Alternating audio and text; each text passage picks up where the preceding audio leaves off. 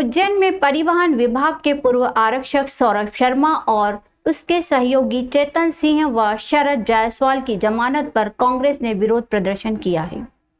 कांग्रेस विधायक महेश परमार, शहर कांग्रेस अध्यक्ष मुकेश भाटी और जिला ग्रामीण कांग्रेस अध्यक्ष कमल पटेल के नेतृत्व में कार्यकर्ताओं ने प्रदेश सरकार के खिलाफ नारेबाजी की। कांग्रेस कार्यकर्ताओं ने शहर कांग्रेस कार्यालय के नीचे रैली निकाली और मुख्यमंत्री डॉक्टर मोहन यादव के 3 पुतले फूंके। प्रदर्शन के दौरान पुलिस और कांग्रेस कार्यकर्ताओं के बीच झड़प हुई। पुलिस ने बताया कि प्रदर्शन बगैर अनुमति के किया गया और बिल्डिंग से जला हुआ पुतला फेंका गया, जिससे जनहानि हो सकती थी। एडिशनल एसपी नितेश भार्गव ने बताया कि दोषियों के विरुद्ध प्रकरण दर्ज किया जाएगा। कांग्रेस विधायक महेश परमार ने कहा कि तत्कालीन परिवहन मंत्री से लेकर वर्तमान सरकार के मुख्यमंत्री व गृह मंत्री सभी परिवहन विभाग की गड़बड़ी में शामिल हैं। परिवहन विभाग के पूर्व आरक्षक सौरभ शर्मा, उसके सहयोगी चेतन सिंह गौर और शरद जायसवाल को लोकायुक्त विशेष कोर्ट से जमानत मिल गई। आरोप लग रहे हैं कि लोकायुक्त पुलिस 60 दिनों में चार्जशीट पेश नहीं कर सकी, जिसका लाभ आरोपियों को मिला।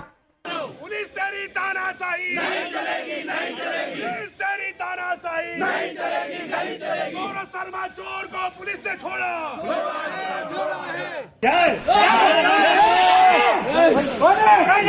पुलिस की नौकरी कर रहे हो।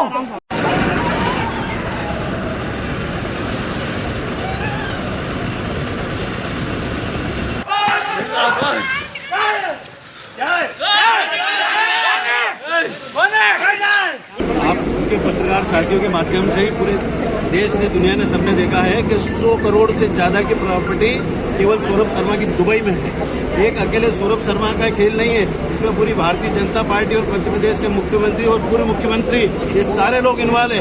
आप देख रहे हो किस प्रकार से मध्य प्रदेश में लूट मची, खनिज जो शराब हो और आबकारी हो, जितने भी मामले, हर मामले में लूट मची है। करोड़ों रुपए इनकी गाड़ियों से पकड़ाते हैं, लाखों किलो सोना पकड़ाता है, उस सौरभ शर्मा की जमानत हो जाती है। इससे आपको होता है कि इसमें मध्य प्रदेश की सरकार कहीं ना कहीं लिप्त है, उनका षड्यंत्रकारी सौरभ शर्मा को जमानत मिलना इस बात का प्रमाण है। हमारे प्रदेश कांग्रेस के अध्यक्ष जीतू पटवारी के निर्देश पर जिस तरह से सौरभ शर्मा का टनों किलो से सोना, करोड़ों रुपए मिले और जिस तरह से न्यायालय में भारतीय जनता पार्टी की सरकार, गृह मंत्रालय हो, लोकायुक्त हो, मध्य प्रदेश की पुलिस पूरी तरह लिप्त है, कोई आपत्ति दर्ज नहीं की, चालान पेश नहीं कर पाए और जिस तरह से सौरभ शर्मा की जमानत हुई, ये साबित होता है कि तात्कालिक परिवहन मंत्री से लेकर वर्तमान मुख्यमंत्री से लेकर पूरी सरकार इस भ्रष्टाचार में लिप्त थी। इस बात का प्रमाण हुआ कि जमानत हुई। हम आज शहर और जिला कांग्रेस कमेटी के नेतृत्व में आदरणीय मुकेश भाटी और कमल जी के नेतृत्व में सभी कांग्रेस परिवार के साथियों ने मुख्यमंत्री का पुतला जलाया। एक तरफ हमारा कांग्रेस का कार्यकर्ता किसानों की, युवाओं की, मध्य प्रदेश के भ्रष्टाचार की लड़ाई लड़ रहा, झूठे प्रकरण दर्ज किए जा रहे हैं। एक तरफ सौरभ शर्मा जैसा आदमी जो करोड़ों रुपए का भ्रष्टाचार हुआ, उसको जमानत मिल जाती है। ये भारतीय जनता पार्टी सीधी भ्रष्टाचार में लिप्त थी। आज प्रदेश कांग्रेस के अध्यक्ष जीतू पटवारी जी के निर्देश पर जो सौरभ शर्मा की जमानत हुई है, पुलिस ने अपना पक्ष वहाँ पे नहीं रखा और ऐसा अपराध बनाया जिससे उसकी जमानत हो गई। आज पूरे मध्य प्रदेश में कांग्रेस के आह्वान पर मुख्यमंत्री जी का पुतला फूका है और आज उज्जैन में भी ये कार्यक्रम हुआ है। तो उसमें हमारे 2 कार्यकर्ता साथी को पुलिस ने यहाँ पर बिठा लिया है और आज हम सब पूरी कांग्रेस पार्टी के विधायक, शहर अध्यक्ष और तमाम कांग्रेस पार्टी के पार्षदगण, पूरी कांग्रेस पार्टी, NSY, महिला कांग्रेस, सेवादल के सब साथी यहाँ पर उपस्थित है और एक छोटा सा प्रकरण पुलिस ने बनाया है उनके ऊपर 151 का। तो ठीक है, जो भी प्रकरण बनाए पुलिस, हम तैयार हैं उन सब बातों के लिए। मुझे खबर लगी कि 2 लोगों को सेंटर कोतवाली बिठा दिया गया है। सेंटर कोतवाली आया तो पता लगा कि इसमें मेरा बेटा भी है और एक जना और, तो पता लगा कि कोई पुतला दहन का कोई मामला होगा। तो मेरा तो सवाल ये है कि पुलिस से भी और सब लोगों से कि पुतला दहन 2 लोग तो दहन नहीं कर सकते हैं, होंगे 150, 200, 500 लोग होंगे और निश्चित कोई कार्यकर्ता, पदाधिकारी सब होंगे। तो जहाँ पुलिस को 2 कार्यकर्ता दिखे, वहाँ बाकी लोगों की अरेस्टी क्यों नहीं हुई और बाकी लोगों की अरेस्टी क्यों नहीं होती है? हमेशा पार्टी का छोटा कार्यकर्ता ही दाम क्यों देता है?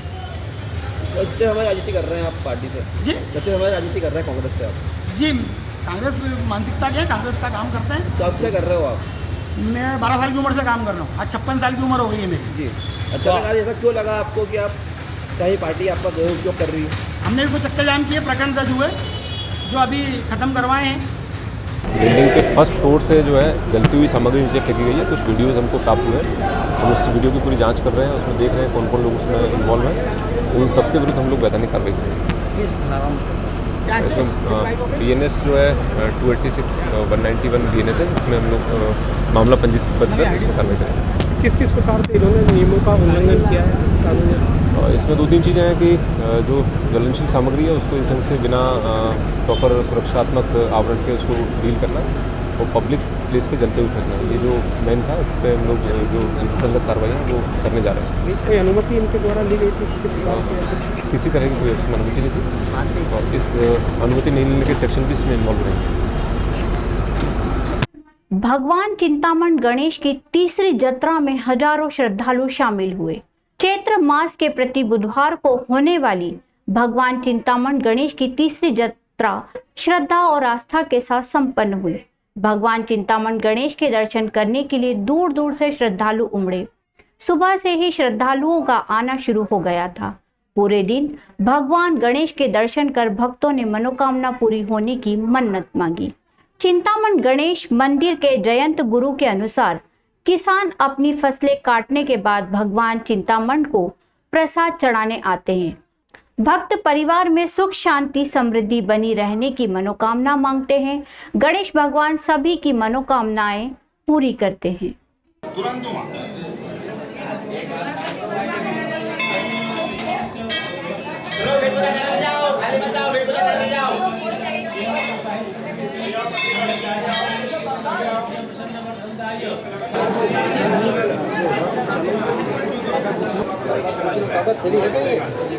चिंतामण गणेश जी में आज एक तृतीय जत्रा है जो चैत्र मास में प्रत्येक बुधवार को आती है और इस बार 4 जत्रा है जो भगवान गणेश जी के पास मनोकामना लेकर के आते हैं वो भगवान उनकी मनोकामना अवश्य पूर्ण करते हैं।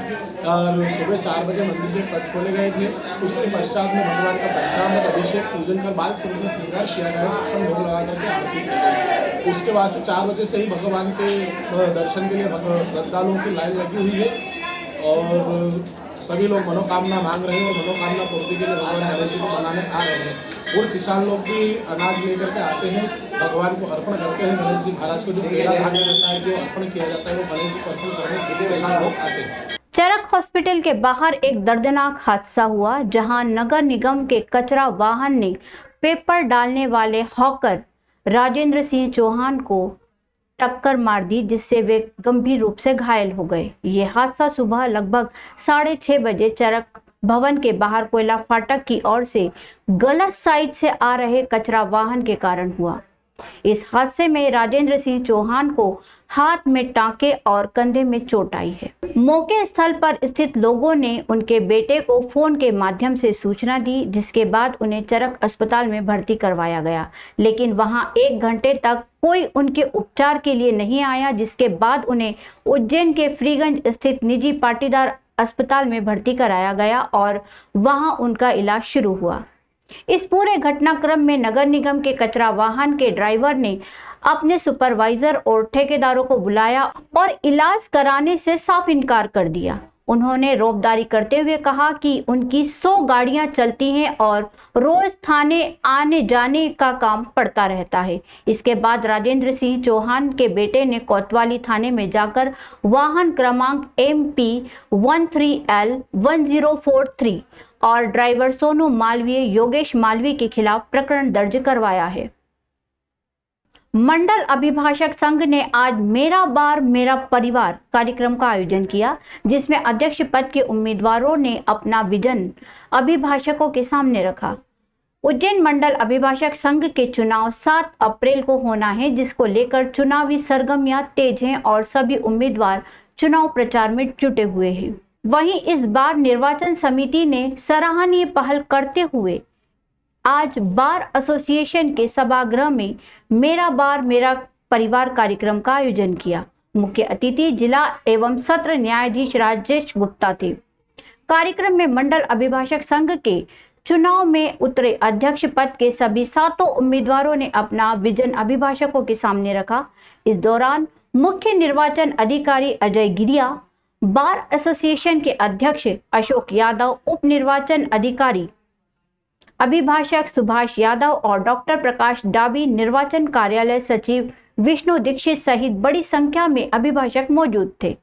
आपको बता दें कि इस बार उज्जैन बार एसोसिएशन के चुनाव में कुल 36 उम्मीदवार मैदान में हैं, जिसमें अध्यक्ष पद के लिए 7 उम्मीदवार मैदान में हैं। इसके अलावा उपाध्यक्ष पद के लिए 3 उम्मीदवार, सचिव पद के लिए 4 प्रत्याशी, साथ ही महिलाओं के लिए आरक्षित हैं। सह सचिव पुस्तकालय 2 प्रत्याशी मैदान में हैं। इसके अलावा सह सचिव पद के लिए 2 उम्मीदवार अपना भाग्य आजमा रहे हैं। इसके अलावा 15 प्रत्याशी कार्यकारिणी सदस्य पद के लिए मैदान में हैं, जिनमें से 4 महिला निर्विरोध निर्वाचित हो गई हैं, लेकिन आधिकारिक रूप से जीत की घोषणा चुनाव संपन्न होने के बाद ही होगी। हमारी बहनें जो हुए समन्वय बना के आपके साथ काम नहीं करेंगे, उनकी उपलब्धि नहीं होगी क्या? वे भी बराबर के हकदार हैं। सिर्फ अध्यक्ष को नहीं जाता है। अभी जो भी कुछ किया है, मैं अपनी उपलब्धियां का बखान नहीं करूंगा। अभिभाषक संघ के अध्यक्ष पद एवं अन्य पदों के लिए नामांकन करने वाले हमारे सम्माननीय सभी सदस्यगण एवं मेरे साथी हमारी बात, हमारा परिवार ऐसा लगता है जो भी अध्यक्ष बनेगा, जो भी भारत का सरदार बनेगा, उसके लिए आपका क्या संदेश है, क्या आपकी अधूरी योजनाएं रह गई है और आप क्या करना चाहते हैं जो समय भाव के कारण, समय अभाव आदि किसी कारण से आप नहीं कर पाए और उनको आगे क्या करना। उन्होंने स्वीकृत की इस बिल्डिंग को, नवीन न्यायालय परिसर को, और साथ ही 4 करोड़ रुपए का मद उन्होंने उसी समय सेंक्शन की थी। तो ये ऐसे और सुगठित करना पड़ेगी कि जो ऑर्डर होते हैं, जो जजमेंट होते हैं, वो जैसे ही उस साइट पर अपडेट हो, जहां पर क्लिक करने के बाद अपनी लाइब्रेरी में सब सामने आ जाए, ऐसी व्यवस्था करें। आज मेरा बार मेरा परिवार शीर्षक से हमने एक कार्यक्रम आयोजित किया। अध्यक्षीय पद के जितने भी प्रत्याशी हैं, सभी को बार के विकास में उनका विजन और उनकी भविष्य की योजना, इस विषय पर हमने 5 मिनट का समय सबको दिया। बार को उनके विचार, उनका विजन जानने का मौका मिला, उन्हें अपने विजन और अपनी योजनाएं बार को बताने का मौका मिला।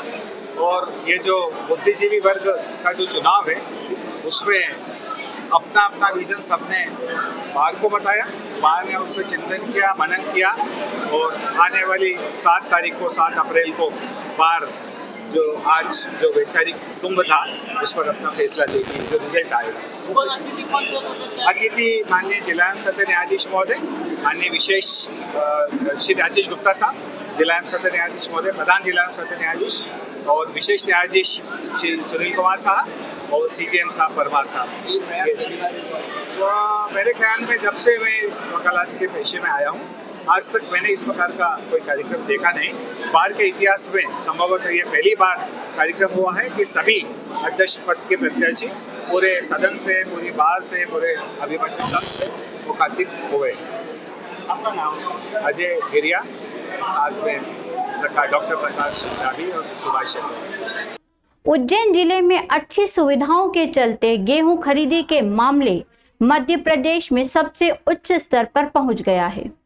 जिले के सभी तहसील के गांव के खरीदी केंद्रों पर गेहूं तुलाई का कार्य शुरू हो गया है। किसान अपना गेहूं लेकर यहां पहुंच रहे हैं और बिना किसी परेशानी के अपना गेहूं तुलवा रहे हैं।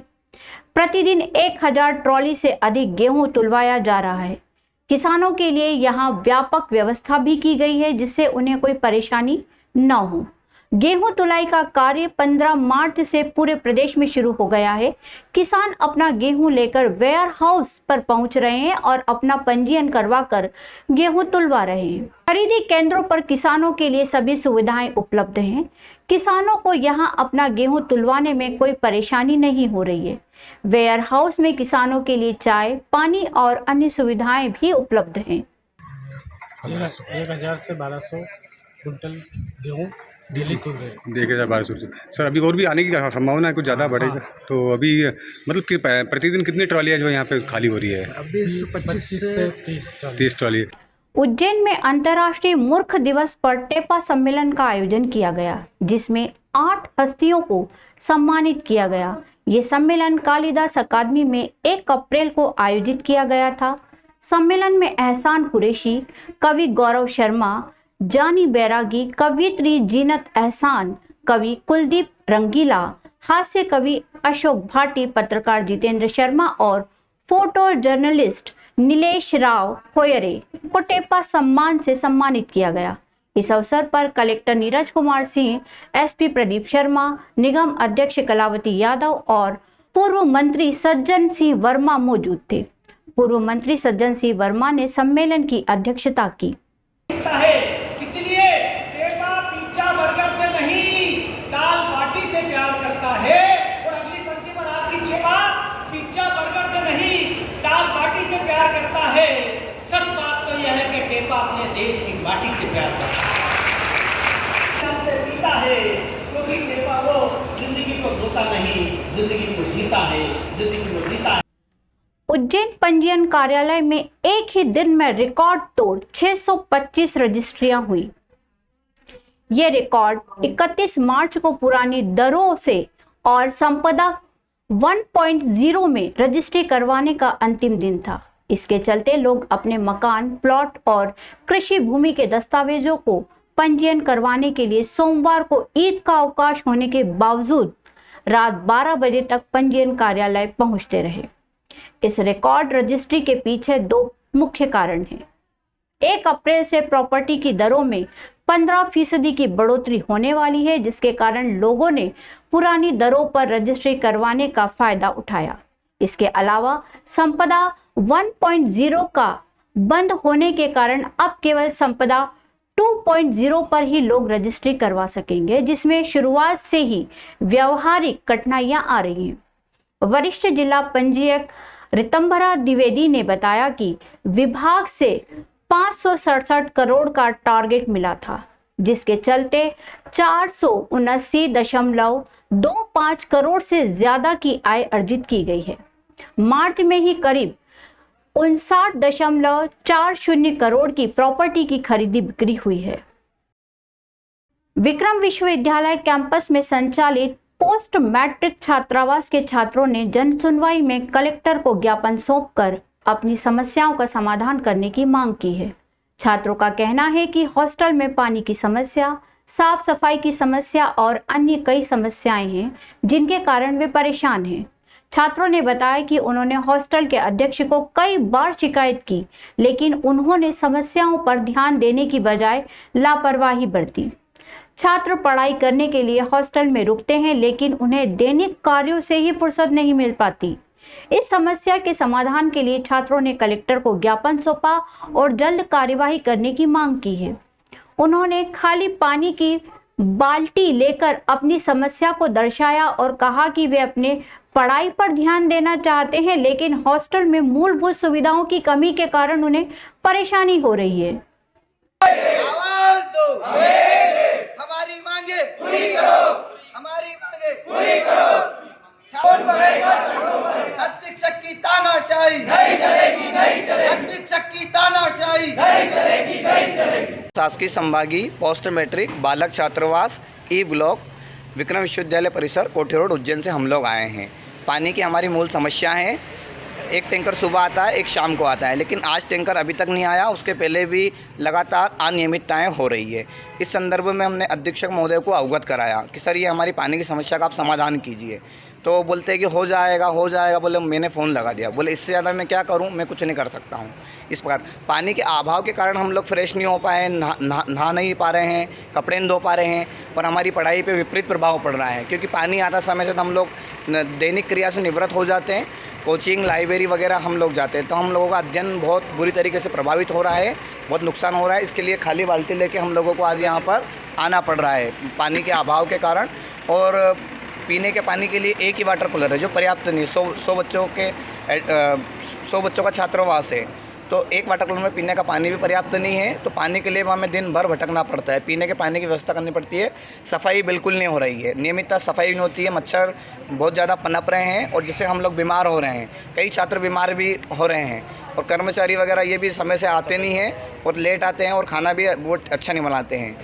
संभागीय पोस्ट मैट्रिक छात्रावास के कुछ बालक आए हैं और उन्होंने अपनी समस्याओं के संबंध में एक आवेदन दिया है जन सुनवाई में, जिसके संबंध में वरिष्ठ अधिकारियों को अवगत करवाकर और वहाँ से जो भी उनकी समस्या का समाधान किया जा सकता है वो किया जाएगा। बता रहे हैं कि पानी की समस्या है, वहाँ सफाई की समस्या है, कुछ और भी टेक्निकल समस्याएँ हैं, तो उनके बारे में जानकारी लेकर और अवलोकन करवाया जाएगा। भैरवगढ़ रोड स्थित मां बगलामुखी धाम पर चैत्र नवरात्रि में प्रतिष्ठा दिवस महोत्सव मनाया गया। इस अवसर पर 6 दिवसीय धार्मिक अनुष्ठान किए गए, जिसका समापन परम पूज्य गुरुदेव श्री श्री 1008 पीर योगी रामनाथ जी महाराज के जन्मोत्सव पर 2 अप्रैल को हुआ। भरतरी गुफा के गादीपति महंत पीर योगी रामनाथ जी महाराज के शिष्यों ने बताया कि महाराज जी द्वारा प्रतिवर्ष यह आयोजन किया जाता है, जिसमें कई धार्मिक कार्यक्रम आयोजित किए जाते हैं। इस वर्ष कालका माता की प्राण प्रतिष्ठा की गई और महाराज जी के जन्मदिन पर सभी अखाड़ों के संत महात्मा 1100 बटुकों और सभी भक्तजनों को भोजन प्रसादी ग्रहण करवाई गई।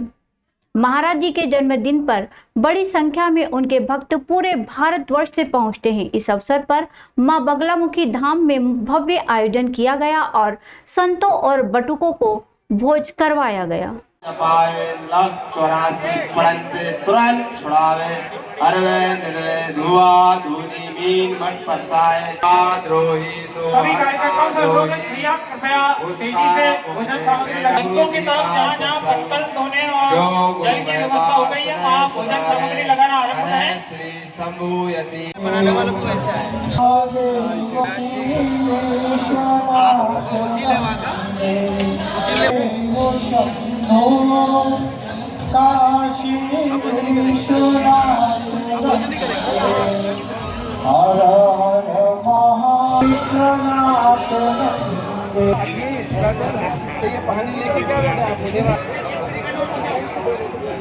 कृपया कार्यकर्ता बंधु सुनिश्चित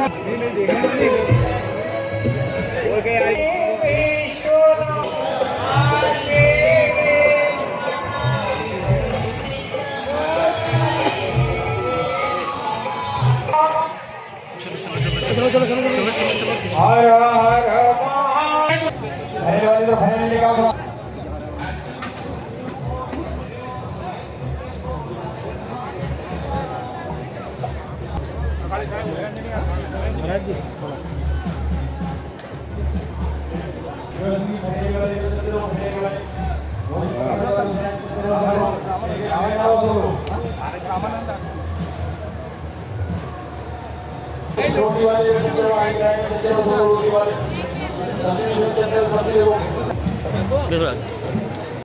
हम यहाँ पे पीर रामनाथ जी महाराज जी के जन्मदिन के अवसर पर सब इकट्ठा हुए हैं और उनको शुभकामनाएं देने के लिए आए हैं। उनको इस जन्मदिन की बहुत सारी शुभकामनाएं। पीर रामनाथ जी महाराज संत और माँ बगलामुखी धाम प्रतिष्ठा दिवस के महापर्व और इस अवसर पर वो जन्मोत्सव के शुभकामना देते हुए पुणे के महाराष्ट्र के उद्योगपति श्री बाला साहब लांडगे जी और उसके सब परिवार और दोस्त लोग यहाँ सब इधर आके ये माहौल, यह महोत्सव अच्छा तरह से संपन्न हो रहा है। हमको खुशी है कि इधर साधु संता के ये पवित्र भूमि का अवसर हमको मिला, एक काम करने की संधि मिल गई। हम एक छोटे से एक भगवान के रूप से आपको दुआ करता हूँ कि इस ऐसे मौके पे हमको हमेशा योगदान मिले और हमेशा हमारे ऊपर भगवान जी का आशीर्वाद मिले, यही हम शुभकामनाएं पहुँचाते हैं।